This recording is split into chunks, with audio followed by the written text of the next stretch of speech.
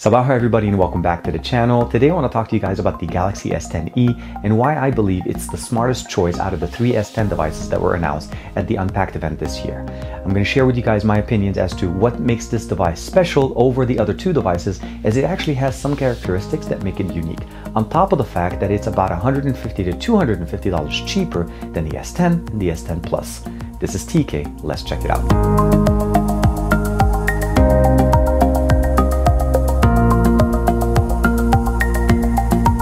Like and subscribe and hit that bell icon to be notified whenever we push out new videos showcasing the brand new features of the Galaxy S10e, S10 or S10 Plus, or any of the other flagships on the market. First things first, obviously we are talking about the smallest of all three devices. On the right I have the S10 Plus. There is a middle one that's the S10, that's a 6.1 inch display. This is a 6.4 inch display. And of course we have the S10e at 5.8 inch display.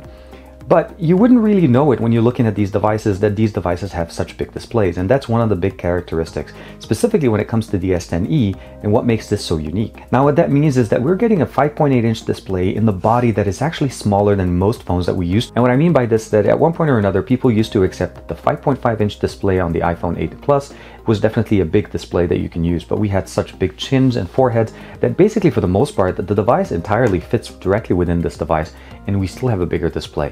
So if you're looking for a device that is smaller in the form factor but still carries a big display, a 5.8 inch display, the S10e has basically hands down taken this market, on top of the fact that it has a lot of the similar features that we have with the S10 and the S10 Plus. Now what I mean by that is I'm talking about the fact that all three devices start with 128 gigs of internal storage. We have the Snapdragon 855, we have 60 frames per second gameplay within Fortnite, we have the ability obviously playing VR games, we have the 3.5mm headphone jack, of course, stereo speakers, loudspeakers on both, and we still kept the dual sensors on the back, and we kept actually the two good ones. What I mean by that is we have the standard focal length and the wide angle lens, which means we don't necessarily have the telephoto, which I think most of us don't use. So overall, as far as a combination, you're getting a lot of cool features there that are very comparable to the other guys and saving up to $250. That's a big factor there. The next thing I want to talk to you guys about is that fingerprint sensor. Now, nothing's wrong with the fingerprint sensors on the S10, the S10 Plus. They're the brand new 3D ultrasonic kind that are built into the display on the bottom. But one of the main things about them is that the speed and the basically reliability of usability. The standard fingerprint sensor has always been, will always be faster, unlocks very fast. I can put my finger on it and unlocks the device. On top of the fact that we have gestures. So let's go and unlock our device. We have gestures down, and I can swipe down and bring down and open and close the notification panel, making this truly a one-handed device. On top of the fact that if you use one-handed gestures, like I showed you guys in yesterday's video, you're getting an experience basically where you have gestures on the bottom, gestures on the side, gestures on the fingerprint sensor, and you're basically gestures galore, and everything is so easy. Definitely a one-handed usability as far as the device. So the form factor is going to be the biggest selling point on this. Is it's a smaller device. It has all the functionalities. We have the Bixby button that we can remap, volume rocker. We have the the SIM card and an expandable storage microphone. On the bottom we have basically the USB-C for data and charge, the speaker combined with the top earpiece making the stereo speakers, a 3.5mm headphone jack, and of course we have the nice colors and the different options. And there's actually a nice orange color that I wasn't able to get, and that was definitely really nice. And of course the front-facing sensor is the same one that we have on the S10 or the S10 Plus, with only difference is the S10 Plus has a secondary sensor for depth perception. That's the main difference. But the camera, the application, the UI, everything is in there that is basically the same. Let's go ahead and switch over to the back.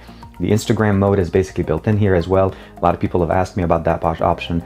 We have the food mode, panorama, live focus, video, all the different things that we've had in there. We even have the cryptocurrency option here within the T-Mobile variant. So we go into biometrics. And then of course you can go your Samsung blockchain key store. Currently only supporting Ethereum blockchain wallet. So that's just one thing you want to keep in mind. But again, all of this in a very small form factor, starting at $750 from all carriers in the US. The S10e by far will be the most popular device of 2019 when it comes to Samsung Galaxy S10 devices. And the reason I say that is because of the form factor, because of the functionality, the bigger display with a smaller body, the fact that we have a 1080p panel that is not going to drain our battery, we have always on display. We don't have an LED flash, but we do have some other options to be able to use them, like the always on display, the edge lighting, the gestures, the good luck functionalities, all of the things that you can expect out of the S10 Plus are there with the S10e.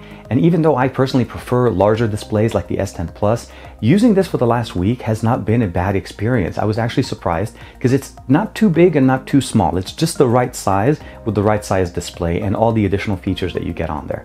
And as I showed you guys, definitely, you're getting updates, you're going to receive all this new features that we're talking about, and it has the horsepower to back it up. Comparing this to other devices on the market right now, this is running the latest Snapdragon 855 chipset with 6 gigs of RAM and One UI 1.1. So you're getting the best that Samsung has to offer at a very good, reasonable entry level at $750.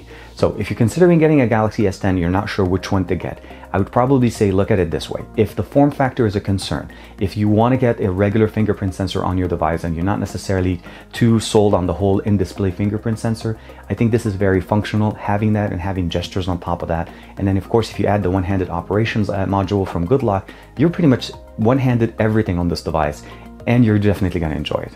Let me know in the comments below, what do you guys think about the Galaxy S10 devices? By far, the S10e was the big surprise for me because I knew I would like the S10 Plus. I've always had the Plus devices like the S9 Plus or even the S8 Plus or even the Note 9 and Note 8. But having used the S10e, I actually kind of got definitely like that form factor, and I'm really appreciative of the fact that I was able to pick that up directly from T-Mobile. But like and subscribe as usual. Thank you very much for the support. Share this video with any of your friends if you think they are considering getting a Galaxy S10 and they're not sure which one would fit them best. I'll see you guys in the next video.